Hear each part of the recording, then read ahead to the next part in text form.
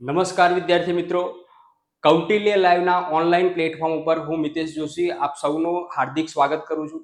મિત્રો, અગાઉના વિડીયોમાં આપણે કેટલાક ઇતિહાસના વિડીયોઝ જોયા હતા અને એમાં કેટલાક ટાઇટલ સમજવાના પ્રયત્નો કર્યા હતા. હવે સ્પર્ધાત્મક પરીક્ષા માટે અગત્યનો એક ટોપિક એ દરેક સ્પર્ધાત્મક પરીક્ષામાં પૂછાતો હોય છે તે આપણે જોવા જઈ રહ્યા છે. મિત્રો, કૌટિલ્ય લાઈવ એ આરોગ્ય ક્ષેત્રે જે મહત્વની ભરતીઓ આવી રહી છે એ મહત્વની ભરતીઓ વિશે ટૂંક જ સમયમાં એક લાઈવ બેચ એ શરૂ કરવા જઈ રહી છે.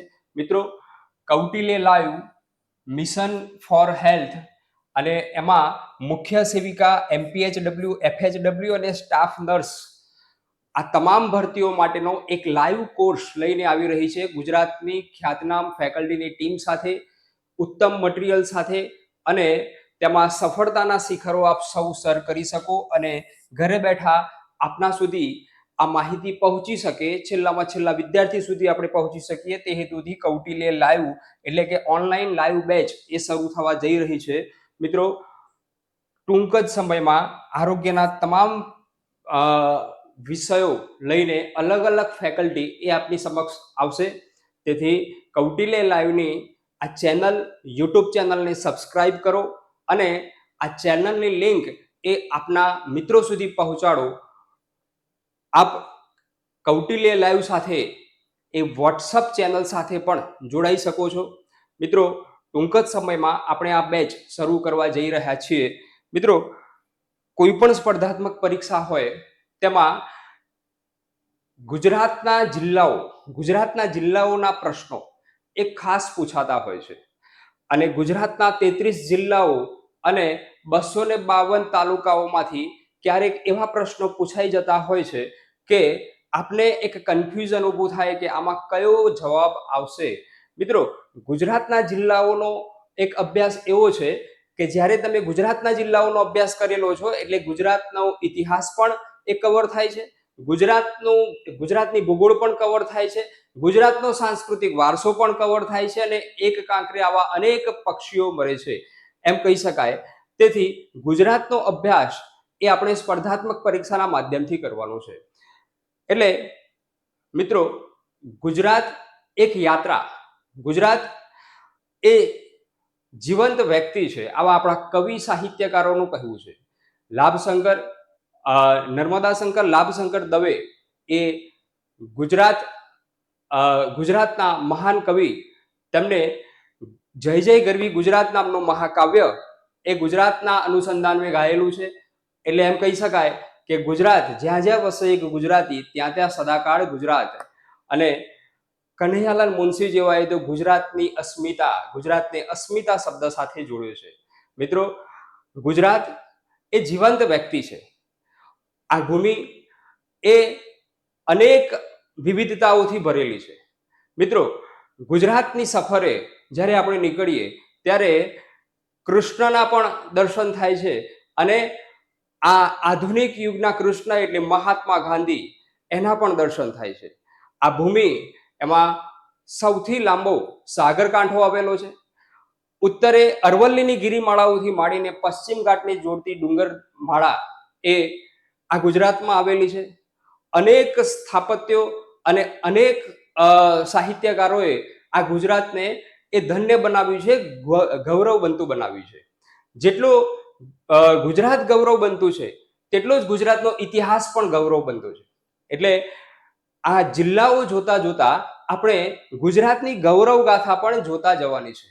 તો ચાલો મિત્રો, આપણે ગુજરાતની ગૌરવ ગાથા જોવા ગુજરાતની સફરે એટલે કે ગુજરાતની યાત્રાએ જઈએ અને જુદા જુદા 33 જિલ્લાઓનો આપણે આ અલગ અલગ અભ્યાસ એ કરવાનો છે. અને એ અભ્યાસ દરમિયાન સ્પર્ધાત્મક પરીક્ષાને ખાસ કેન્દ્રમાં રાખીને આપણે એનો અભ્યાસ કરીશું. એમાં ગુજરાતની ભૂગોળ, ગુજરાતનો ઇતિહાસ અને ગુજરાતના સાંસ્કૃતિક વારસા જેવા મહત્વના વિષયો એમાં કવર થવા જઈ રહ્યા છે. તો મિત્રો, આ લિંક એ શેર કરજો અને તમામ વિદ્યાર્થીઓ સુધી આ લિંક પહોંચાડજો. યુટ્યુબ ચેનલને સબસ્ક્રાઇબ કરજો જેથી કરીને આવા વિડીયો તમને અવારનવાર મળી રહે. ચાલો મિત્રો, આપણે અભ્યાસ કરીએ ગુજરાતની એક યાત્રા, અને આ યાત્રાની શરૂઆત આપણે કરવા જઈ રહ્યા છીએ. મિત્રો, આ ગુજરાત જે છે એ ગુજરાતના 33 જિલ્લાઓ, અને આપણે આ યાત્રાની શરૂઆત કરવાની છે કચ્છ જિલ્લાથી. મિત્રો, કચ્છ જિલ્લો જે છે એ ગુજરાતનો સૌથી મોટો જિલ્લો છે. પ્રાદેશિક રીતે સૌથી મોટો જિલ્લો હોય તો કચ્છ જિલ્લો છે. કચ્છ જિલ્લાની અનેક વિશેષતાઓ પણ છે. કચ્છ જિલ્લો જે છે એ સમૃદ્ધ ઇતિહાસ પણ ધરાવે છે. ત્યાં આગળ રણભૂમિ પણ આવેલી છે, ત્યાં આગળ ડુંગરાળ પ્રદેશ પણ આવેલો છે, ત્યાં આગળ સપાટ જમીન વિસ્તાર પણ આવેલો છે, અને દરિયાકાંઠો પણ આવેલો છે. કચ્છ જિલ્લો એ આંતરરાજ્ય સરહદ પણ ધરાવે છે. કચ્છ જિલ્લો એ આંતરરાષ્ટ્રીય સરહદ પણ ધરાવે છે. એટલે પરીક્ષાની દ્રષ્ટિએ આ બધા જ આયામોથી જ્યારે આપણે કચ્છ જિલ્લાનો અભ્યાસ કરીએ છીએ ત્યારે આપણને અહીંયા કચ્છ જિલ્લાની માહિતી એ મળશે. અહીંયા કચ્છ જિલ્લાનો અભ્યાસ એ આપણે આ જુદા જુદા ક્ષેત્રોમાં એ કચ્છ જિલ્લાનો અભ્યાસ કરવાના છે. તો કચ્છ જિલ્લો એ જોઈએ મિત્રો, કચ્છ જિલ્લો એ ગુજરાતની પશ્ચિમ બાજુએ કચ્છ જિલ્લો એ આવેલો છે, સ્થિત છે. કચ્છ જિલ્લો જે છે એ એની સ્થાપના સમય એટલે કે ગુજરાત રાજ્યની સ્થાપના થઈ 1 મે 1960 રોજ ગુજરાત રાજ્યની જ્યારે સ્થાપના થઈ ત્યારથી આ કચ્છ જિલ્લો અસ્તિત્વ ધરાવે છે. એટલે જિલ્લાની રચના એ ત્યારથી કરવામાં આવેલી છે. એનું મુખ્ય મથક જે છે એ ભુજ, કચ્છ જિલ્લાનું મુખ્ય મથક ભુજ છે, અને આરટીઓ ક્રમાંક એ GJ12 એ આરટીઓ ક્રમાંક છે. આ કચ્છ જિલ્લાની એકદમ બેઝિક માહિતી. ત્યાર પછી કચ્છ જિલ્લાનો ઇતિહાસ, કચ્છ જિલ્લાના ઇતિહાસ વિશે જ્યારે આપણે વાત કરીએ ત્યારે એ જીઓગ્રાફિકલ બાબત એટલે કે ભૌગોલિક બાબત અને ઐતિહાસિક બાબત, આ બંને બાબતો આપણે ધ્યાનમાં લેવી પડે છે. મિત્રો, કચ્છનો સંસ્કૃતમાં અર્થ થાય છે બેટ. કચ્છનો પ્રદેશ જે છે એનો કચ્છનો સંસ્કૃતમાં અર્થ થાય છે બેટ, એટલે કે જમીન સ્તરથી ઉપસેલો ભાગ એને બેટ તરીકે ઓળખવામાં આવે છે. સિંધુ સંસ્કૃતિ, કચ્છ જિલ્લાનો ઇતિહાસ જ્યારે આપણે જોવા જઈએ ત્યારે કચ્છ જિલ્લાનો ઇતિહાસ એ છેક સિંધુ સંસ્કૃતિથી શરૂ થાય છે. કચ્છ જિલ્લાનો ઇતિહાસ એ સિંધુ સંસ્કૃતિથી માંડીને અત્યાર સુધી જે સિંધુ સંસ્કૃતિના અવશેષો મળેલા છે ત્યાંથી એક કચ્છ જિલ્લાનો ઇતિહાસ શરૂ થશે. એટલે કે કચ્છ જિલ્લામાં એટલે ગુજરાત રાજ્યનું સૌથી મોટું સ્થળ મળી આવેલું સિંધુ સભ્યતાનું એ એટલે ધોળાવીરા. મિત્રો, સિંધુ સભ્યતા એ બહુ જ મોટી સભ્યતા, આપણે ગયા વિડીયોમાં એનો અભ્યાસ કરી ચૂક્યા છીએ. એટલે સિંધુ સભ્યતામાં જેટલા બી સ્થળો મળેલા છે એમાં સૌથી વધારે સ્થળો જો મળ્યા હોય તો એ ગુજરાત રાજ્યમાં મળેલા છે, અને ગુજરાત રાજ્યમાં પણ સૌથી વધારે સ્થળો મળ્યા હોય તો એ કચ્છ જિલ્લામાં મળેલા છે. મિત્રો, અને એમાં સૌથી મોટું સ્થળ હોય ગુજરાત રાજ્યમાં મળી આવેલું સૌથી મોટું સ્થળ હોય અને ભારતની બીજા નંબરની સાઇટ હોય તો એ ધોળાવીરા છે. આ ઉપરાંત સુરકોટડા, કુરન, લાખાપર, શિકારપુર, ખીરસર, દૈમાબાદ, પબુમઠ આ અનેક સ્થળો એ કચ્છ જિલ્લામાંથી મળેલા છે. સમયાંતરે અહીંયા ગ્રીક શકો એટલે કે શક એનું શાસન પણ રહ્યું હતું, અને ગુપ્ત વંશનું શાસન જે છે એ કચ્છ જિલ્લામાં રહ્યું હતું. ત્યારબાદ અહીંયા કચ્છ જિલ્લો જે છે એમાં યાત્રાળુ આવેલા છે જુદા જુદા, એ પણ કચ્છ જિલ્લામાં આવેલા છે. જેમ કે ટોલેમી જે છે એ યાત્રાળુ ગુજરાતમાં એને યાત્રા કરેલી છે, અને ગુજરાતના જુદા જુદા સ્થળોને જુદા જુદા નામથી એને ઉલ્લેખિત કરેલા છે. એમાં ખાસ કરીને આ ગ્રીક ઇતિહાસકાર, લેખક, ગણિતજ્ઞ અને ખગોળશાસ્ત્રી જે છે ટોલેમી, એમને કચ્છની મુલાકાત લીધી અને એ દરમિયાન કચ્છના અખાતને કાંધી તરીકે વર્ણવ્યો છે. મિત્રો, આ ધ્યાનમાં રાખજો, શબ્દ પરીક્ષામાં પૂછાતો હોય છે. કચ્છનો જે ભાગ છે, કચ્છનો જે અખાત છે, એ કચ્છના અખાતને કાંધી તરીકે કોને ઉલ્લેખિત કર્યો છે? તો એનો જવાબ આવશે ટોલેમી નામના ખગોળશાસ્ત્રીએ કચ્છના અખાતને કાંધી તરીકે વર્ણવ્યો હતો. 8મી સદીમાં એક સમયે સિંધ પ્રાંત, અત્યારે હાલ આ સિંધ પ્રાંત જે છે એ પાકિસ્તાનમાં છે, પણ જ્યારે દેશને આઝાદી નહોતી મળી 1948 સુધી આ કચ્છ પ્રાંત જે છે, કચ્છનો જે ભાગ જે છે એ સિંધ પ્રાંતનો હિસ્સો રહ્યું હતું. મિત્રો, ત્યાર પછી સિંધ પ્રાંતનો હિસ્સો રહ્યા પછી ભારતની આઝાદી મળી પછી આ સિંધ પ્રાંત એ પાકિસ્તાનના હિસ્સે ગયું અને કચ્છ જે છે ભારતના હિસ્સે આવ્યું. એટલે કચ્છને એક સ્ટેટ તરીકે એ જાહેર કરવામાં આવ્યું હતું. પછી ભારતમાં એને સામેલ કરવામાં આવ્યું. ત્યાં સુધી 1948 સુધી આ કચ્છ નો પ્રદેશ જે છે એ સિંધ પ્રાંતનો હિસ્સો રહ્યું હતું.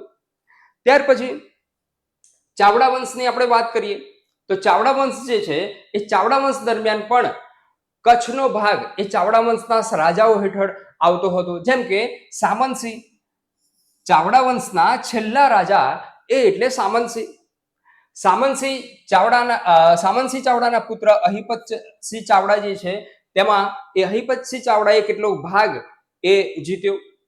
અને મોરગઢ પ્રદેશ, કચ્છમાં આવેલો પ્રદેશ છે મોરગઢ, અને મોરગઢને એને રાજધાની બનાવી હતી.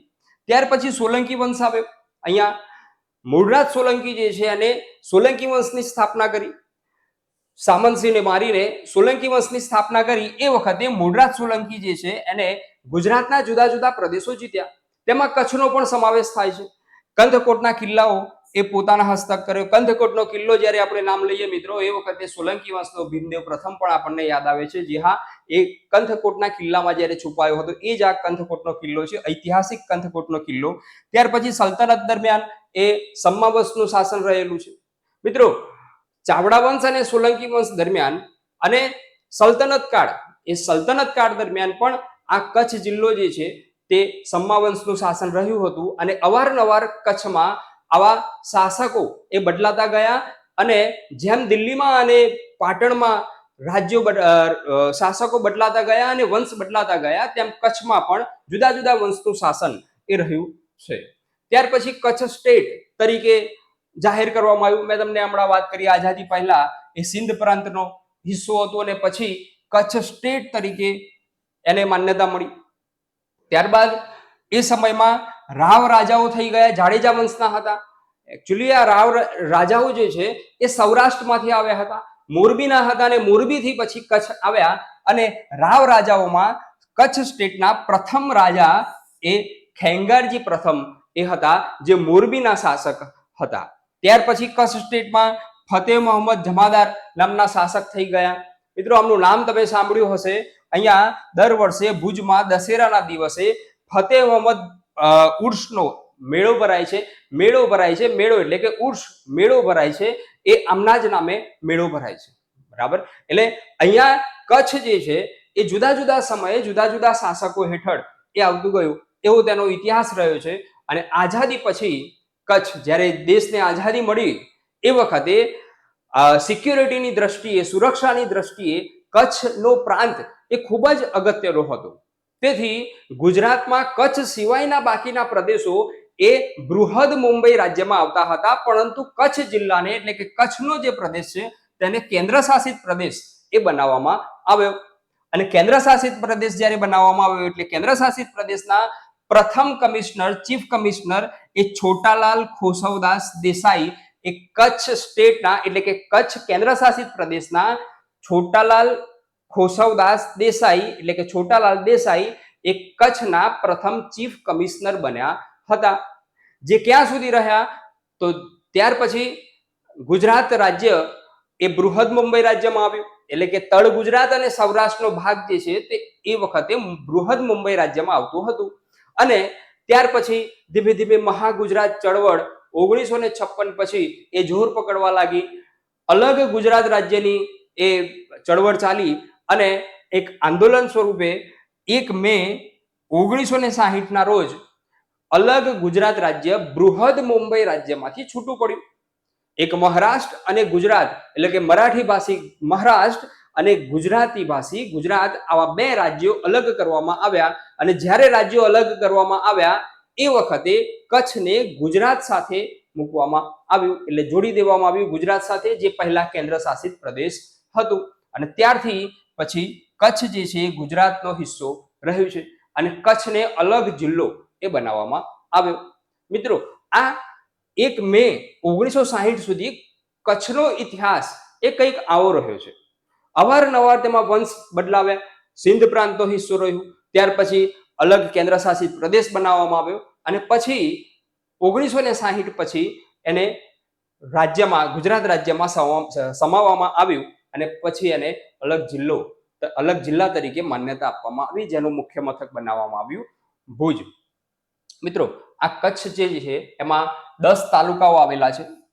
10 તાલુકાઓ એમાં ભુજ, લખપત, ગાંધીધામ, માંડવી, નખત્રાણા, મુન્દ્રા, ભચાઉ, અંજાર, રાપર અને અબડાસા જેનું મુખ્ય મથક છે નલિયા. બરાબર, અહીંયા કચ્છના 10 તાલુકાઓ એ કચ્છના 10 તાલુકાઓ છે.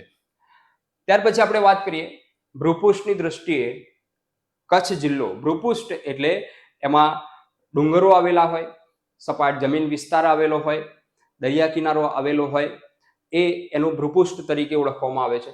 મિત્રો કચ્છ જે છે એ એની બોર્ડરની આપણે વાત કરીએ તો કચ્છ સાથે કયા બીજા જિલ્લાઓ જોડાયેલા છે. પરીક્ષામાં ઘણી વખતે પૂછાતો હોય છે પ્રશ્ન કે નીચેનામાંથી કયો જિલ્લો એ કચ્છ જિલ્લા સાથે જોડાયેલો નથી, અથવા તો નીચેનામાંથી કયો જિલ્લો એ કચ્છના મોટા રણ સાથે જોડાયેલો છે, અથવા તો કચ્છ જિલ્લો નીચેનામાંથી કયો જિલ્લો એ કચ્છના નાના રણ સાથે જોડાયેલો છે. આવા કેટલાક પ્રશ્નો જે છે એ પરીક્ષામાં પૂછાતા હોય છે. મિત્રો ધ્યાનમાં રાખજો અહીંયા કે કચ્છ સાથે બનાસકાંઠા, પાટણ, સુરેન્દ્રનગર, મોરબી જિલ્લાની સરહદ એ જોડાયેલી છે.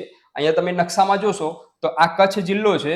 આ કચ્છ જિલ્લાના 2 રણ, જે ઉત્તરે આવેલું જે રણ છે તે કચ્છનું મોટું રણ તરીકે ઓળખવામાં આવે છે, અને તળ ગુજરાત, સૌરાષ્ટ્ર અને કચ્છની વચ્ચે જે આવેલું છે નાનું, એ અહીંયા કચ્છનું નાનું રણ છે. આ નાનું રણ છે, બરાબર, અને અહીંયા મોટું રણ છે. એની બાજુમાં જોશો તમે પૂર્વ બાજુ, કચ્છની પૂર્વ બાજુ તો બનાસકાંઠા આવશે પહેલું, ત્યાર પછી અહીંયા પાટણ આવશે, ત્યાર પછી સુરેન્દ્રનગર આવશે અને સૌરાષ્ટ્ર બાજુ મોરબી આવશે.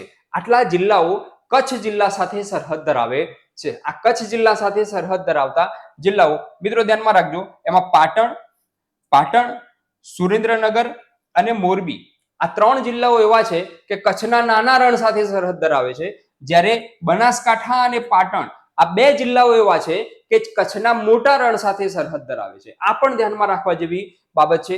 મિત્રો ધ્યાનમાં રાખજો ખાસ, પૂર્વમાં રાજસ્થાન અને પશ્ચિમે અરબ સાગર આવેલો છે, એટલે કે અહીંયા પૂર્વ જે છે ત્યાં આગળ રાજસ્થાન એ કચ્છને અડે છે, કચ્છના મોટા રણને સ્પર્શ કરે છે, એટલે રાજસ્થાન, અને આ બાજુ જોશો તો પશ્ચિમે અરબ સાગર એ આવેલો છે, એટલે કે દરિયાકાંઠો આવેલો છે, જેને કચ્છનો અખાત તરીકે ઓળખવામાં આવે છે.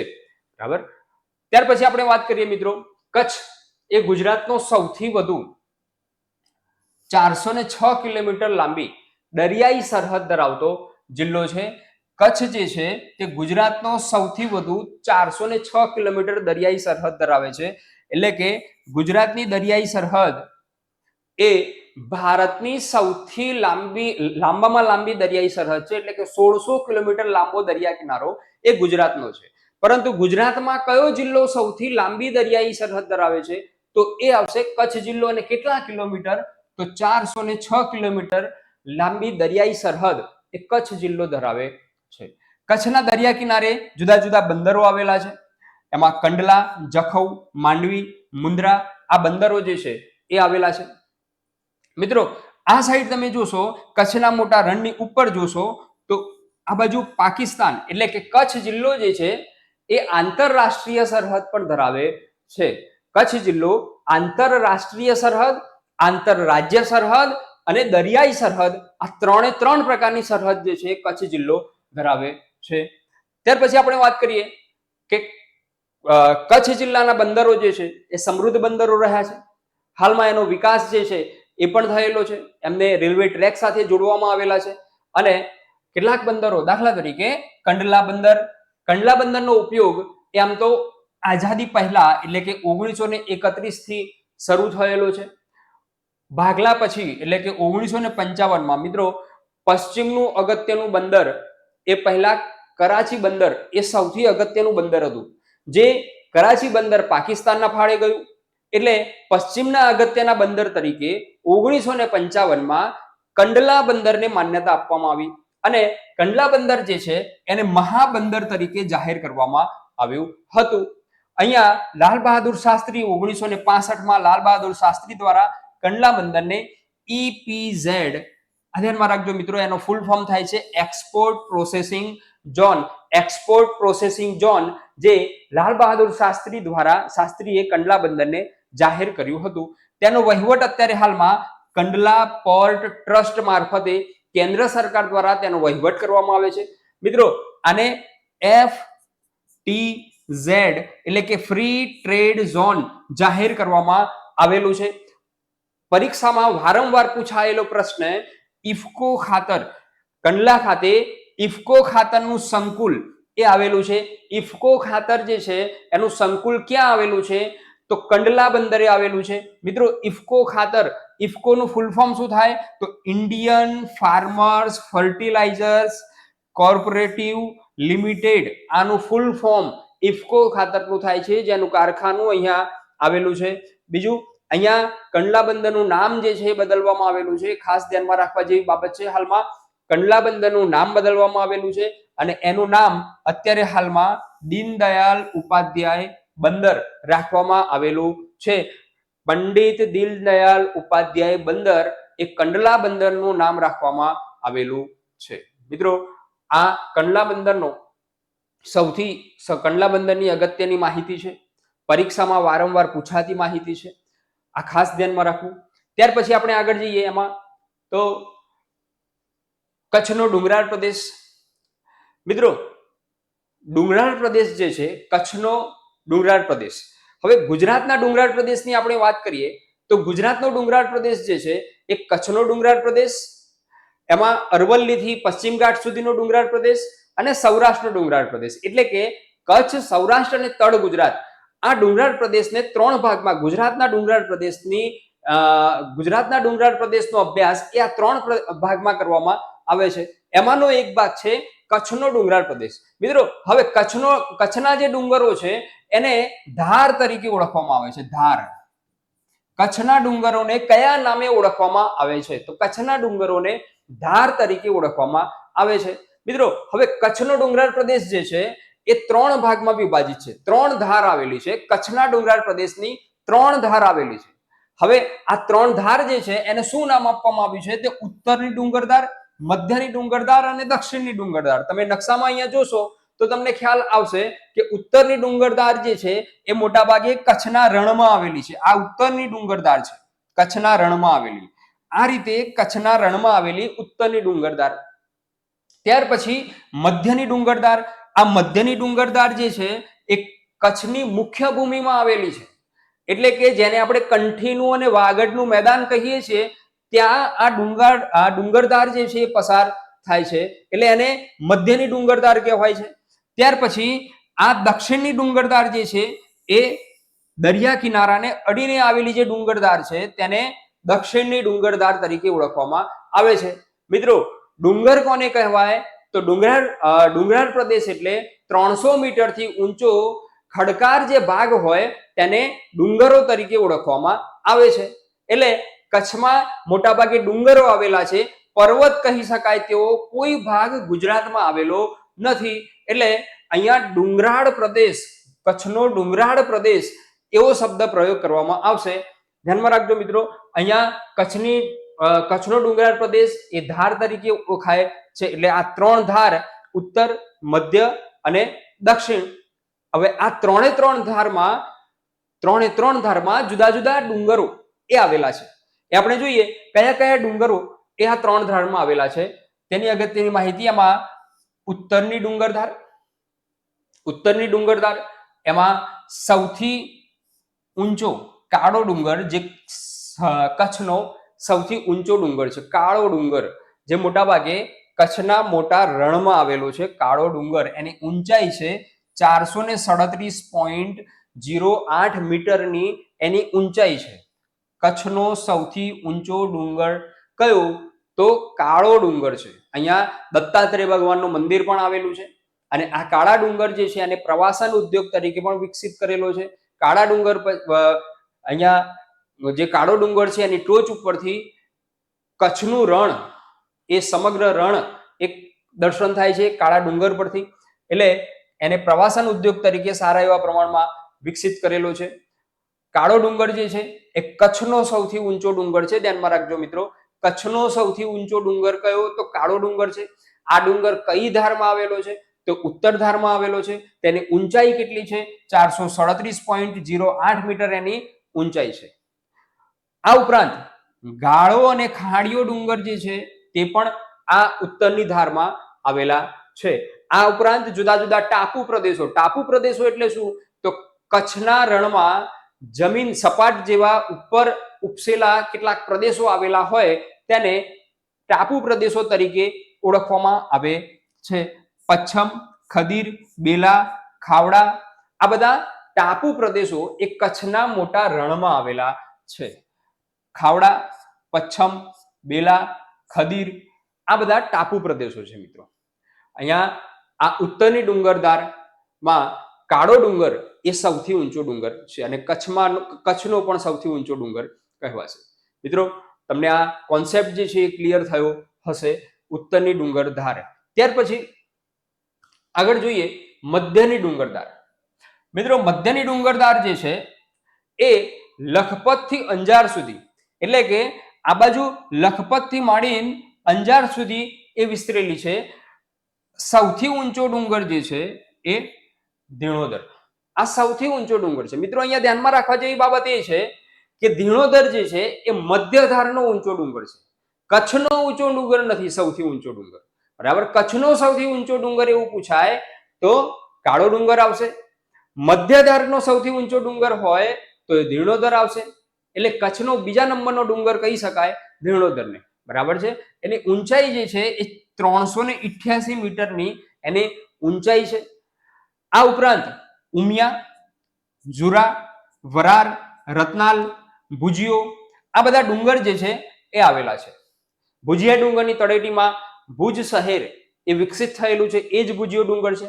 મિત્રો હમણાં આપણે વાત કરી કંથકોટનો ઐતિહાસિક ડુંગર એ ક્યાં આવેલો છે? તો એ મધ્યધાર પર આવેલો છે. કંથકોટનો ઐતિહાસિક ડુંગર. હવે આ ઐતિહાસિક ડુંગર કેમ કહેવામાં આવે છે? મિત્રો કંથકોટનો ઐતિહાસિક ડુંગર જે છે એને ઐતિહાસિક એટલા માટે કહેવામાં આવે છે કે તેની સાથે સોલંકી વંશનો ઇતિહાસ સંકળાયેલો છે. જ્યારે મોહમ્મદ ગઝની આક્રમણ કરવા માટે આવેલો છે ગુજરાતમાં, એ વખતે ગુજરાતમાં સોલંકી વંશનો ભીમદેવ પ્રથમ એ શાસક હતો. સોમનાથના પ્રાંગણમાં આ ગઝની અને ભીમદેવ વચ્ચે ગમખ્વાર યુદ્ધ થયું અને એ યુદ્ધ દરમિયાન ભીમદેવ પ્રથમ જે છે એ ગઝનીથી પોતાનું શાસન બચાવવા માટે કંથકોટના ડુંગરમાં એ છુપાયેલો છે. કંથકોટના ડુંગરમાં જ્યારે છુપાયો ત્યારે ગઝની કચ્છમાંથી પછી એના પ્રદેશમાં પાછો ગયો છે. ત્યારે એ કંથકોટમાંથી બહાર નીકળીને પાટણનું શાસન એને ફરીથી વ્યવસ્થિત કર્યું. સોમનાથ મંદિરનો પણ એને જીર્ણોદ્ધાર કરાયેલો છે. એટલે આ કંથકોટના ડુંગર સાથે એ ઇતિહાસ સોલંકી વંશનો ઇતિહાસ સંકળાયેલો છે. એટલા માટે આ કંથકોટનો ઐતિહાસિક ડુંગર કહેવામાં આવે છે, જે મધ્યધાર પર આવેલો છે. મિત્રો અહીંયા મધ્યધારમાં આપણે બે ડુંગર એ જોયા. એની વિશેષતા એક ધીણોધર કે જે મધ્યધારનો સૌથી ઊંચો ડુંગર છે અને એક કંથકોટનો ડુંગર જે ઐતિહાસિક ડુંગર છે જેનો ઇતિહાસ ભીમદેવ સોલંકી સાથે સંકળાયેલો છે. એટલે મધ્યધારમાં આ બે બાબતો ખાસ ધ્યાનમાં રાખવાની રહેશે. ત્યાર પછી મિત્રો જોઈએ દક્ષિણની ડુંગરધાર. દક્ષિણની ડુંગરધાર જે છે એ મોટા ભાગે પાનંદ્રો અને માતાના મઠથી શરૂ થઈ, એટલે કે પાનંદ્રો આ બાજુ પાનંદ્રો અને માતાના મઠથી શરૂ થઈ છેક પશ્ચિમમાં અંજાર સુધી ફેલાયેલી છે. એટલે કે છેક અંજાર સુધી ફેલાયેલી છે. આ દક્ષિણની ડુંગરધાર છે. અહીંયા સૌથી ઊંચો ડુંગર નનામો છે. નનામો એટલે એને કોઈ નામ છે નહીં, નનામો ડુંગર છે. તેમાં અધોઈની ટેકરીઓ આવેલી છે. અધોઈની ટેકરીઓ એ કચ્છની કઈ ધારમાં આવેલી છે? તો એ દક્ષિણ ધારમાં આવેલી છે. આ ઉપરાંત દક્ષિણ અને પશ્ચિમ ભાગમાં ગેડી પાદરની ટેકરીઓ આવેલી છે. મિત્રો આ પ્રશ્ન પૂછાતો હોય છે, અગાઉની પરીક્ષામાં પૂછાઈ ગયેલો પ્રશ્ન છે. અધોઈની ટેકરીઓ અને ગેડી પાદરની ટેકરીઓ જે છે ક્યાં આવેલી છે? તો કચ્છ જિલ્લામાં આવેલી છે. કદાચ એવું પૂછાય કે કચ્છ જિલ્લાની કઈ ધારમાં આવેલી છે? તો એ પશ્ચિમ ધારમાં આવેલી છે. મિત્રો અહીંયા ત્રણ ડુંગરધાર ઉત્તર, મધ્ય અને દક્ષિણ, એટલે આ ત્રણે ત્રણ ડુંગરધાર જે છે એનો કોન્સેપ્ટ તમારે ક્લિયર થયો હશે. આ કચ્છ જિલ્લાની ભૌગોલિક બાબતો થઈ, ડુંગરાળ પ્રદેશની બાબતો થઈ. ત્યાર પછી આપણે જોઈએ આગળ કચ્છ જિલ્લામાં. કચ્છ જિલ્લાનો બીજો ભૌગોલિક પ્રદેશ છે જમીન પ્રદેશ. મિત્રો કચ્છ જિલ્લો જે છે એમાં સપાટ જમીન વિસ્તાર પણ આવેલો છે, જુદા જુદા મેદાનો પણ એટલે કે મેદાની પ્રદેશો પણ આવેલા છે અને રણ પ્રદેશ પણ આવેલો છે. એટલે અહીંયા જોઈએ કે જમીન પ્રદેશ જે છે બે ભાગમાં વહેંચવામાં આવે છે. એમાં કચ્છના દરિયા કિનારાની નીચી ભૂમિનો પ્રદેશ, એટલે દરિયા કિનારાની જે નીચી ભૂમિ છે અહીંયા મુખ્ય ભૂમિનો જેને પ્રદેશ તરીકે ઓળખવામાં આવે છે એ, અને કચ્છનો રણ વિસ્તાર એટલે કે કચ્છનું મોટું રણ અને કચ્છનું નાનું રણ, આ બે પ્રદેશ જે છે એના જમીન પ્રદેશને બે ભાગમાં વહેંચવામાં આવશે, એટલે કે મુખ્ય ભૂમિ અને કચ્છનો રણ પ્રદેશ. જોઈએ આપણે કચ્છની મુખ્ય ભૂમિ જે છે, નીચી ભૂમિનો જે વિસ્તાર છે, ત્યાં આગળ આ વિસ્તારમાં બન્ની, ખાવડા અને પશ્ચિમમાં કોડીનાર અને કંડલા સુધી અરબ સાગરનો વિસ્તાર એ વિસ્તરેલો છે. બન્નીનો ઘાસનું મેદાન જે ભૂંગા પ્રકારના ઝૂંપડાઓ માટે જાણીતું છે, બરાબર, શંકુ આકારના ઝૂંપડાઓ જે છે ભૂંગા ઝૂંપડાઓ, એના માટે આ બન્નીનો ઘાસનું મેદાન જે છે એ ખૂબ જ જાણીતું છે અને સાંસ્કૃતિક વારસાના સ્થળ તરીકે પણ છે. અહીંયા એ ભૂંગાના જે સમૂહ હોય, બરાબર, 4-5 ના સમૂહ હોય એને વાઢ તરીકે ઓળખવામાં આવે છે. એટલે કે બન્ની પ્રકારનું ઘાસ છે તે ભૂંગા ઝૂંપડાઓ માટે જાણીતું છે અને એના સમૂહને વાઢ તરીકે ઓળખવામાં આવશે. કચ્છના દરિયા કિનારાનો મેદાની પ્રદેશ જે છે એ ગળામાં પહેરવાની કંઠી આકારે વિસ્તરેલો છે. ગળામાં પહેરવાની પણ કંઠી આકારે મુખ્ય ભૂમિનો વિસ્તાર વિસ્તરેલો છે, એટલે કે એ પ્રદેશને કંઠીનું મેદાન તરીકે ઓળખવામાં આવે છે. મિત્રો વાગડનું મેદાન, બન્નીનું ઘાસનું મેદાન અને કંઠીનું મેદાન, આ કચ્છ જિલ્લાની જમીન પ્રદેશની મુખ્ય 3 વિશેષતા છે. એટલે કે કંઠીનું મેદાન જે છે કે આ નકશામાં તમને દેખાય છે, કંઠીનું મેદાન એ કંઠીનું મેદાન છે. વાગડનું મેદાન આ વાગડનું મેદાન છે. અહીંયા વાગડનું મેદાન એટલે શું, તો કચ્છનું મોટું રણ અને નાનું રણ આ બંને વચ્ચે આવેલો જે પ્રદેશ છે તેને વાગડનું મેદાન તરીકે ઓળખવામાં આવે છે. અને બન્નીનું ઘાસનું મેદાન એ પણ કચ્છ જિલ્લાની વિશેષતા રહેશે. મિત્રો જમીન વિસ્તાર જે છે એ આટલા પ્રકારે એ વિસ્તરેલો છે. ત્યાર પછી જોઈએ તો કચ્છનો રણ પ્રદેશ. મિત્રો મેં તમને હમણાં વાત કરી એમ કે કચ્છનું રણ એ બે ભાગમાં વિસ્તારિત થયેલું છે, એટલે કે કચ્છનું મોટું રણ અને કચ્છનું નાનું રણ, અને આ બંનેનું ક્ષેત્રફળ જે છે કુલ ક્ષેત્રફળ 27,200 ચોરસ કિલોમીટરનું ક્ષેત્રફળ એ ધરાવે છે. પણ મિત્રો રણ એટલે રેતીના રણ નથી, પણ અહીંયા ખારાપાટના વેરાન મેદાનો છે. કચ્છનો રણ વિસ્તાર જે છે એ ખારાપાટના વેરાન મેદાનો તરીકે ઓળખાય છે. મિત્રો અહીંયા રણ પ્રદેશની આપણે વાત કરીએ છીએ ત્યારે કચ્છનું મોટું રણ જે છે એ પૂર્વ પશ્ચિમ એટલે કે આ રીતે પૂર્વ પશ્ચિમ જે છે એ 256 કિલોમીટર લાંબુ અને ઉત્તર દક્ષિણ જે છે એ 128 કિલોમીટર પહોળું છે. એટલે 256 અને 128, પૂર્વ પશ્ચિમ 256 અને ઉત્તર દક્ષિણ 128 કિલોમીટર પહોળું છે. અહીંયા આપણે આગળ વાત કરીએ એમ પચ્છમ, ખદીર, બેલા, ખાવડા જેવા ટાપુ પ્રદેશો જે છે એ કચ્છના મોટા રણમાં આવેલા છે. કચ્છનું મોટું રણ જે છે એ ફ્લેમિંગો, જેને સુરખાબ, ગુજરાતનું રાજ્ય પક્ષી એટલે કે સુરખાબ, ફ્લેમિંગો માટે જાણીતું છે. કચ્છનું મોટું રણ કયા પક્ષી માટે જાણીતું છે, જે ગુજરાતનું રાજ્ય પક્ષી છે એ એટલે ફ્લેમિંગો, જેને સુરખાબ તરીકે પણ ઓળખવામાં આવે છે. ઊંચી ડોક વાળું આ પક્ષી એ ફ્લેમિંગો સુરખાબ તરીકે ઓળખાય છે.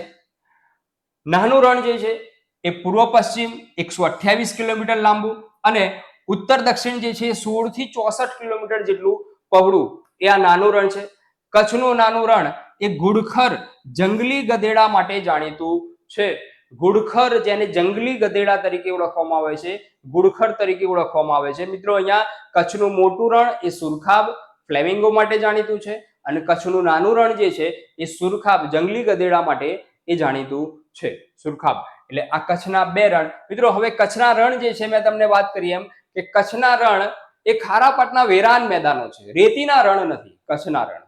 કચ્છના રણ જે છે એ ખારાપાટના વેરાન મેદાનો છે. એટલે કે એવું માનવામાં આવે છે કે આ કચ્છના રણ, બંને રણ, કચ્છનું મોટું રણ અને નાનું રણ એ ખંડીય છાજલી ઉચકાવાને લીધે એ કચ્છનો રણ પ્રદેશ જે છે નિર્માણ પામેલો છે. ખંડીય છાજલી એટલે ભૂસંચલનના કારણે અંદર પ્લેટો જે છે એકબીજા સાથે અથડાય અને એ અથડાવાથી એ ખંડીય છાજલી જે છે ઉચકાય અને એ ઉચકાવાથી કચ્છના બંને રણનું નિર્માણ થયેલું છે તેવું ભૂગોળવિદોનું માનવું છે.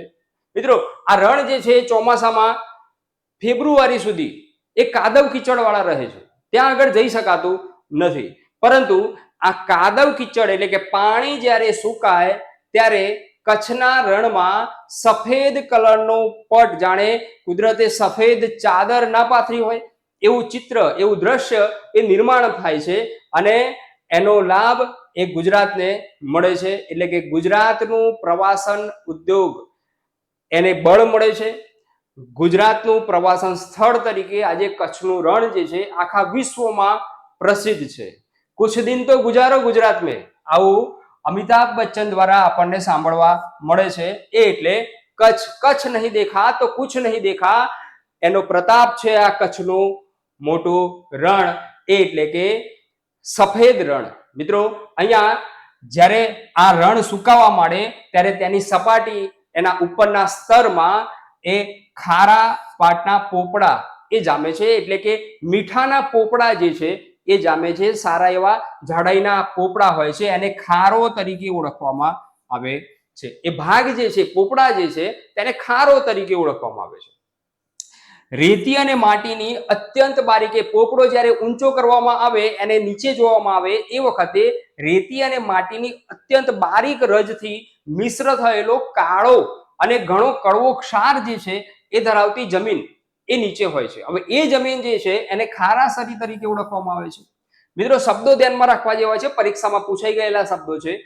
એક રેતીની બારીક રજથી કાળો અને કડવો ક્ષાર જે છે એ ખારાસરી તરીકે ઓળખવામાં આવે છે. અને આ રણનો કેટલોક ઊંચા ટેકરા જેવો ભાગ છે, ઊંચો ભાગ છે, એ ઊંચો ભાગ હોય એને લાણાસરી તરીકે ઓળખવામાં આવે છે. મિત્રો અહીંયા ખારો, ખારાસરી અને લાણાસરી આ ત્રણ શબ્દો એ કચ્છના રણ સાથે સંકળાયેલા શબ્દો છે. અહીંયા ખારા પાટના જે પોપડા જામે છે એને ખારો કહેવાય છે. રેતી અને માટીનો જે કડવો ક્ષાર જે છે તેને ખારાસરી તરીકે ઓળખવામાં આવે છે. અને રણનો જે ઊંચો ભાગ છે તેને લાણાસરી તરીકે ઓળખવામાં આવે છે. આ પ્રશ્નો ખાસ અગત્યના, આપણું અગત્યનું કન્ટેન્ટ છે મિત્રો. અહીંયા કચ્છનું રણ એના સાથે આ ત્રણ શબ્દો એ ખાસ જોડાયેલા છે. આ ઉપરાંત અહીંયા વાગડનું મેદાન પણ આવેલું છે, જે આપણે આગળ જોયું કે કચ્છનું મોટું રણ અને કચ્છના નાના રણ વચ્ચેનો જે પ્રદેશ આવેલો છે તેને વાગડનું મેદાન તરીકે ઓળખવામાં આવે છે. એટલે કે આ ભાગ જે છે તેને વાગડનું મેદાન તરીકે ઓળખવામાં આવશે. ત્યાર પછી જોઈએ મિત્રો, અહીંયા કચ્છના રણ વિશેની જે આ માહિતી છે તે તમને દરેકને આ કોન્સેપ્ટ ક્લિયર થયો હશે. ત્યાર પછી જોઈએ આગળ કચ્છની નદીઓ. મિત્રો કચ્છ જિલ્લો જે છે એ શુષ્ક પ્રદેશ છે, એટલે સ્વાભાવિક રીતે આપણને એમ થાય કે અહીંયા નદીઓ જે છે એ ક્યાં હશે. પણ ગુજરાતની તમને જાણીને નવાઈ લાગશે કે ગુજરાતની સૌથી વધારે નદીઓ આવેલી હોય તો એ કચ્છ જિલ્લામાં આવેલી છે. ગુજરાતમાં સૌથી વધારે નદીઓ એ ક્યાં આવેલી છે તો કચ્છ જિલ્લામાં આવેલી છે. નાની મોટી થઈને 97 જેટલી નદીઓ એ કચ્છમાં આવેલી છે. મિત્રો જ્યારે નદીઓના ભાગ પડે ત્યારે નદીનું વહેણ કઈ બાજુ છે, કઈ તરફ છે, તેના આધારે નદીઓના ભાગ પાડવામાં આવે છે. એટલે કે નદીનું વહેણ ઉત્તર તરફ છે, દક્ષિણ તરફ છે, પૂર્વ તરફ છે, પશ્ચિમ તરફ છે, આ રીતે ભાગ પાડવામાં આવે છે. અહીંયા કચ્છની મોટાભાગની નદીઓ એ કચ્છની ડુંગરાળ ધારમાંથી નીકળે છે. આપણે હમણાં ડુંગરાળ ધાર જોઈ, ઉત્તર, મધ્ય અને પશ્ચિમની ડુંગરાળ ધાર, એમાંથી આ નદીઓ જે છે વહેતી નદીઓ છે. એટલે કચ્છની કેટલીક નદીઓ એ ઉત્તર બાજુ જાય છે અને કચ્છની કેટલીક નદીઓ એ દક્ષિણ તરફ આવે છે. જે ઉત્તર તરફ જતી હોય તે કચ્છના મોટા રણમાં સમાય છે અને દક્ષિણ તરફ જે નદીઓ આવતી હોય તે અરબ સાગરને મળે છે, કચ્છના અખાતમાં. એટલે અહીંયા જોઈએ તો ઉત્તર વાહિની નદીઓ એમાં કાળી, ખારી, ગુરુડ, સુવી, કાયલો, માલણ, સારણ, ચાંગ, નાસ આ બધી નદીઓ છે. જ્યારે દક્ષિણ વાહિની નદીઓમાં ખારી, કંકાવતી, રૂકમાવતી, ભૂખી, મિતિ, નૈયરા, સાકરા આ બધી નદીઓ જે છે એ મુખ્ય છે. આ સિવાય પણ નાની મોટી અનેક નદીઓ એ આવેલી છે, પરંતુ આ નદીઓ જે છે એ મોટા ભાગે ચોમાસા સિવાય એ શુષ્ક જોવા મળે છે. મિત્રો નદીઓ જે છે એના જુદા જુદા તંત્રો હોય છે. એમાં કચ્છનું તંત્ર જે છે એ શુષ્ક નદી તંત્ર છે. બરાબર, નદીઓના જુદા જુદા તંત્રો હોય છે મિત્રો. એમાં આ કચ્છનું નદી તંત્ર જે છે એ શુષ્ક નદી તંત્ર, શુષ્ક નદી તંત્ર જે છે એ છે. શુષ્ક નદી તંત્ર એટલે ચોમાસા સિવાય આ નદીઓ જે છે એ શુષ્ક છે, પાણીનો જથ્થો જે છે એ ખૂબ જ ઓછો હોય છે. જ્યારે સૌરાષ્ટ્રનું નદી તંત્ર જે છે એ ચક્રાકાર નદી તંત્ર છે, એટલે કે પૈડાના આરાની જેમ નદીઓ જે છે તે વહેતી હોય છે, એટલે ચક્રાકાર નદી તંત્ર તરીકે ઓળખવામાં આવે છે. જ્યારે તળ ગુજરાતનું નદી તંત્ર જે છે તે વૃક્ષાકાર નદી તંત્ર તરીકે ઓળખવામાં આવે છે, એટલે કે વૃક્ષની ડાળીઓ ફેલાયેલી હોય તેમ તળ ગુજરાતની નદીઓ જે છે ફેલાયેલી છે, એટલે કે એને વૃક્ષાકાર નદી તંત્ર તરીકે ઓળખવામાં આવે છે. આ ખૂબ ધ્યાનમાં રાખવા જેવી બાબત મિત્રો. ત્યાર પછી જોઈએ આગળ. અહીંયા સિંચાઈ યોજના, કચ્છની એકમાત્ર સિંચાઈ યોજના, મોટી સિંચાઈ યોજના કહી શકાય એમ, ખારી નદી પર રુદ્રમાતા પાસે બંધ બાંધવામાં આવ્યું છે. રુદ્રમાતા બંધ બાંધવામાં આવ્યું છે, જે ખારી નદી પર બંધ છે. આ સિવાય અનેક નાના મોટા આડબંધો બાંધવામાં આવ્યા હોય, પણ થોડોક મોટો કહી શકાય તેવો આ બંધ છે, રુદ્રમાતા બંધ. કૃષિ સંપત્તિ મિત્રો, કચ્છની કૃષિ સંપત્તિની આપણે વાત કરીએ તો આ જમીન જે છે એ મોટા ભાગે શુષ્ક છે, એટલે કે પાણીની સૌથી ઓછી જરૂર પડે તેવી કૃષિ એ કચ્છમાં થતી હોય છે. જેમ કે ખારેક અને ખજૂર, ખલેલા માટે, ખલેલાના ઉત્પાદનમાં કચ્છ જિલ્લો જે છે એ પ્રથમ સ્થાને આવે છે. મિત્રો કચ્છ જિલ્લો જે છે ગુજરાતમાં ખારેક ખજૂરના ઉત્પાદનમાં પ્રથમ સ્થાને આવે છે. ત્યાર પછી એની વન સંપત્તિની વાત કરીએ મિત્રો, તો અહીંયા ખાસ કરીને મેંગ્રોવ જંગલોનું નામ લેવામાં આવે છે. મેંગ્રોવ જંગલો જે છે, જેને ચેરના જંગલો, ચેરના વૃક્ષો તરીકે ઓળખવામાં આવે છે. મેંગ્રોવ જંગલોનું મેંગ્રોવના વૃક્ષોનું જે લાકડું જે છે એ હલકું આવે છે, બરાબર, અને એ જુદી જુદી બનાવટોમાં, દીવાસળીની બનાવટોમાં એ આ લાકડું જે છે વપરાતું હોય છે, જેને મેંગ્રોવ, ચેરના વૃક્ષો તરીકે ઓળખવામાં આવે છે. હવે મેંગ્રોવના જંગલો સૌથી વધારે કયા જિલ્લામાં આવેલા છે? તો એ કચ્છ જિલ્લામાં આવેલા છે. અને કંડલાની આજુબાજુ મેંગ્રોવના જંગલો એ વિકસિત પામેલા છે. મિત્રો આ જંગલો જે છે મોટા ભાગે કાદવ કીચડ, દરિયા કિનારાની કાદવ કીચડ વાળો જે ભાગ હોય, પ્રદેશ હોય, ત્યાં આગળ આ મેંગ્રોવના જંગલો એ વિકાસ પામતા હોય છે. એટલે આવો ભાગ એ કંડલા બંદરની આજુબાજુ આવો ભાગ વધારે જોવા મળે છે. એટલે કંડલાની આજુબાજુ આ મેંગ્રોવના જંગલો એ સૌથી વધારે વિકસિત થયેલા જોવા મળે છે. તમે અહીંયા જોશો તો આ મેંગ્રોવના જંગલો જે છે એ આ રીતે વિકસિત થાય છે, બરાબર. અને કચ્છના રણને આગળ વધતું અટકાવવા માટે ગાંડા બાવળના વૃક્ષો એ વાવવામાં આવે છે. રણને આગળ વધતું અટકાવવા માટે કયા વૃક્ષો વાવવામાં આવે છે? તો ગાંડા બાવળના વૃક્ષો એ કચ્છના રણને આગળ વધતું અટકાવવા માટે ત્યાં આગળ વાવવામાં આવે છે. એટલે આ વન સંપત્તિ જે છે એ મેંગ્રોવના વૃક્ષો અને ગાંડો બાવળ એ મેંગ્રોવના વૃક્ષો એ પ્રથમ નંબરે આવશે. જો ભારતમાં પ્રથમ નંબરે મેંગ્રોવના જંગલો આવતા હોય તો એ પશ્ચિમ બંગાળ જે છે એ મેંગ્રોવના જંગલો એ સમગ્ર ભારતમાં પ્રથમ નંબરે આવતો હોય છે. બીજા નંબરે ગુજરાત આવે છે. ત્યાર પછી પશુ સંપત્તિની આપણે વાત કરીએ તો પશુ સંપત્તિ જે છે એ સારી એવી પશુ સંપત્તિ, ત્યાં આગળ ઘેટા બકરાનો સૌથી વધુ ઉછેર, ઘેટા અને બકરાનો સૌથી વધારે ઉછેર કરવામાં આવે છે. એના માટે ઘેટા સંવર્ધન માટે નલિયા અને મોરબીમાં કેન્દ્રો પણ આવેલા છે. કચ્છમાં ધારી ખાતે ઊંટ સંવર્ધન કેન્દ્ર એ પણ આવેલું છે. ઊંટ સંવર્ધન કેન્દ્ર અને ઘેટા માટે ઘેટા સંવર્ધન કેન્દ્ર નલિયામાં આવેલું છે. અને કચ્છના ધારીમાં ઊંટ સંવર્ધન કેન્દ્ર આવેલું છે. એટલે પશુ સંપત્તિ જે છે એ કચ્છમાં આટલી જોવા મળે છે. ખનિજ સંપત્તિની આપણે વાત કરીએ તો ખનિજ સંપત્તિ જે છે એમાં કચ્છ જિલ્લો એ પ્રથમ ક્રમે આવે છે. દાખલા તરીકે લિગ્નાઇટ પ્રકારનો કોલસો, એની ખાણો એ કચ્છમાં આવેલી છે, બરાબર છે. એ સિવાય બેન્ટોનાઇટ, ચૂનાનો પથ્થર, એના ઉત્પાદનમાં કચ્છ જિલ્લો જે છે પ્રથમ ક્રમે આવે છે. મિત્રો અહીંયા લિગ્નાઇટ, બેન્ટોનાઇટ અને ચૂનાના પથ્થરમાં, અને ભારતમાં લિગ્નાઇટનો સૌથી વધુ જથ્થો જો મળતો હોય તો એ પાનંદ્રો. સમગ્ર ભારતમાં પાનંદ્રોમાં, કચ્છના પાનંદ્રોમાં લિગ્નાઇટ કોલસાની ખાણો આવેલી છે, બરાબર છે. એટલે વીજળી ઉત્પાદનમાં આનો સૌથી વધારે લિગ્નાઇટ કોલસાનો ઉપયોગ એ વીજળીના ઉત્પાદનમાં કરવામાં આવે છે, જે સૌથી વધારે જથ્થો પાનંદ્રોમાં આવેલો છે. આ સિવાય અકીક, જે ઘરેણા બનાવવા માટે વપરાય છે, અકીક, બરાબર. મુલતાની માટી, જીપ્સમ, જેને ચિરોડી તરીકે ઓળખવામાં આવે છે, જીપ્સમ, તે પણ કચ્છમાંથી મળી આવે છે. ફાયર ક્લે, જેને અગ્નિકૃત માટી તરીકે ઓળખીએ છીએ આપણે. અગ્નિકૃત માટી, મોટી મોટી ભઠ્ઠીઓ બનાવવા માટે આ અગ્નિકૃત માટી, જેનામાં અગ્નિ સહન કરવાની ક્ષમતા જે છે એ ઘણી વધારે હોય છે, જેને ફાયર ક્લે તરીકે ઓળખવામાં આવે છે. આ બધી ખનિજો જે છે એ કચ્છમાંથી મળી આવે છે. ત્યાર પછી ઉદ્યોગોની વાત કરીએ આપણે તો કચ્છમાં મોટાભાગે કચ્છ જિલ્લો જે છે ત્યાં આગળ બંદરોનો વિકાસ સારા એવા પ્રમાણમાં થયો છે. એટલે ઔદ્યોગિક વિકાસ પણ હાલમાં એ હરણફાળ ભળી રહ્યો છે કચ્છમાં. અને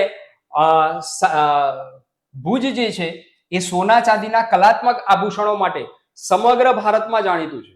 ભુજ જે છે એ સોના ચાંદીના કલાત્મક આભૂષણો બનાવવા માટે, કલા કારીગરી માટે એ જાણીતું છે. અંજારની વાત કરીએ તો અંજાર જે છે છરી, ચપ્પા, સુડી, કાતર આ બનાવવાનો ઉદ્યોગ માટે એ જાણીતું છે. કંડલા ખાતે આપણે વાત કરી, ઇફકો ખાતરનું રાસાયણિક ખાતર બનાવવાનું કારખાનું આવેલું છે. પાનંદ્રો અને કંડલામાં થર્મલ વિદ્યુત મથક એ ઊભું કરવામાં આવેલું છે. થર્મલ વિદ્યુત મથક જે છે અહીંયા ઊભું કરવામાં આવેલું છે કચ્છમાં. એ સિવાય મુન્દ્રા બંદર જે છે, તો મુન્દ્રા બંદર જે છે અદાણી પોર્ટ ટ્રસ્ટ એના દ્વારા એ મુન્દ્રા બંદરનો પણ સારો એવો વિકાસ કરવામાં આવેલો છે. અને હાલમાં રેલવે સાથે આ બધા જ બંદરોને જોડવામાં પણ આવેલા છે. એટલે ટેકનોલોજીની દ્રષ્ટિએ, ખનિજ સંપત્તિની દ્રષ્ટિએ, કલાત્મક આભૂષણોની દ્રષ્ટિએ અને પ્રવાસન ઉદ્યોગની દ્રષ્ટિએ કચ્છ જિલ્લો જે છે એ સારો એવો વિકાસ કરી રહ્યો છે અત્યારે હાલમાં. અને ડેરી ઉદ્યોગ જે છે આમાં માધાપર ડેરી એ માધવપુર ખાતે ભુજની બાજુમાં માધાપર ડેરી જે છે આવેલી છે. એટલે એક રીતે કહી શકાય કે કચ્છ જે છે ઔદ્યોગિક રીતે એ અગ્રેસર જિલ્લો એ રહ્યો છે તમામ ક્ષેત્રે. મિત્રો અહીંયા ઉદ્યોગોની જે છે વાત, એની સાથે ગૃહ ઉદ્યોગોની જે વાત કરીએ આપણે તો ગૃહ ઉદ્યોગોમાં ભરતકામ, કચ્છ જિલ્લો જે છે ભરતકામ માટે જાણીતો છે. અને એમાં માંડવીના મોચી અને ખાવડાના માતવા કોમના લોકો એ મોચી ભરત માટે જાણીતા છે. મોચી ભરત જે છે એ કરે છે, જ્યારે આરી ભરત તરીકે પણ ઓળખવામાં આવે છે. આરી ભરત અથવા મોચી ભરત એ કયા પ્રદેશની વિશેષતા છે? તો કચ્છ જિલ્લાની વિશેષતા છે. પરંતુ કચ્છ પ્રદેશ જે છે એ કયા કોમ? તો એમાં મોચી અને ખાવડા, એમાં માતવા કોમના લોકો જે છે એ આ મોચી ભરત અથવા આરી ભરત એ એની કલાકૃતિ જે છે એ જોઈએ છે. અહીંયા તમે જોશો તો અહીંયા આરી ભરત ભરેલું ભરત એ આ રીતે એક કલાકૃતિઓ એ હોય છે. એ સિવાય વાગડમાં ઓસવાડ જ્ઞાતિના વણિકો જે છે ભૌમિતિક ડિઝાઇન આકારે ભરત ભરે છે. ભૌમિતિક જુદી જુદી ભૌમિતિક ડિઝાઇન જે છે એ ભૌમિતિક ડિઝાઇન આકારે એ જુદી જુદી ડિઝાઇન ભરે છે. એને મહાજન ભરત તરીકે પણ ઓળખવામાં આવે છે. મહાજન ભરત, આરી ભરત અથવા મોચી ભરત એ ક્યાંની વિશેષતા છે? તો એ કચ્છ જિલ્લાની વિશેષતા છે. અને સમગ્ર વિશ્વમાં અત્યારે આ કલા કારીગરી એ ઉત્તમ એ સાબિત થઈ છે. અને એને વિશ્વના મંચ ઉપર મૂકવાનું કામ એ ગુજરાત સરકાર અને ભારત સરકાર પણ એ કરી રહી છે. બરાબર. એટલે અહીંયા આ ગૃહ ઉદ્યોગ એ આટલા વિકસિત થયેલા જોવા મળે છે. અભયારણ્યની વાત કરીએ મિત્રો તો અભયારણ્ય જે છે એમાં હમણાં વાત કરી કે સુરખાબનગર અભયારણ્ય જે રાપર તાલુકામાં આવેલું છે. મિત્રો તાલુકા સાથે ધ્યાનમાં રાખવાનું છે. રાપર તાલુકો, એમાં કચ્છ અભયારણ્ય એ આવેલું છે. સુરખાબનગર અભયારણ્ય રાપર તાલુકો, કચ્છ અભયારણ્ય જે અબડાસા તાલુકો, નારાયણ સરોવર ચિકાના અભયારણ્ય છે તે લખપત તાલુકામાં આવેલું છે. મિત્રો અહીંયા વિશેષતા એ છે કે ગુજરાત રાજ્યનું વિસ્તારની દ્રષ્ટિએ ગુજરાતનું સૌથી મોટું જો અભયારણ્ય હોય તો એ સુરખાબનગર અભયારણ્ય છે. રાપર તાલુકાનું સુરખાબનગર અભયારણ્ય જે વિસ્તારની દ્રષ્ટિએ સૌથી મોટું અભયારણ્ય છે. તેનું ક્ષેત્રફળ એ 7,506.22 ચોરસ કિલોમીટર જેટલું ક્ષેત્રફળ છે. અને એ સુરખાબ એટલે કે ફ્લેમિંગો પક્ષી માટે જાણીતું છે. આ ફ્લેમિંગો પક્ષી જે છે આવી રીતે ઊંચી ડોક વાળું એ ફ્લેમિંગો એ પક્ષી આવે છે. કચ્છી ભાષામાં સુરખાબ એટલે હજ એવું થાય છે કચ્છી ભાષામાં. બરાબર. એટલે અહીંયા ચિકારા અભયારણ્ય છે. બરાબર. ચિકારા એટલે આ ચિકારા છે. અને ગુડખર જે છે એ જંગલી ગધેડા એ ગુડખર અભયારણ્ય, આટલા અભયારણ્યો એ કચ્છ જિલ્લામાં આવેલા છે. મિત્રો, આ વિડીયોમાં આપણે જોયું કે કચ્છ જિલ્લો જે છે એ વિવિધતાથી ભરેલો છે. તેમાં અનેક સંસ્કૃતિ અને ગુજરાતની સંસ્કૃતિના દર્શન એ કચ્છ જિલ્લામાં થાય છે. ભૌગોલિક દ્રષ્ટિએ, સાંસ્કૃતિક દ્રષ્ટિએ, ઐતિહાસિક દ્રષ્ટિએ, ઉદ્યોગોની દ્રષ્ટિએ કચ્છ જિલ્લો જે છે એ અનેક વિવિધતા ધરાવે છે. મિત્રો, આ વિડીયોમાં આપણે જોયું કે કચ્છ જિલ્લો એ વિવિધતાસભર જિલ્લો છે. આ ઉપરાંત આપણે હવે પછીના વિડીયોમાં કચ્છ જિલ્લાનો ભાગ 2 એ આપણે જોવાના છે.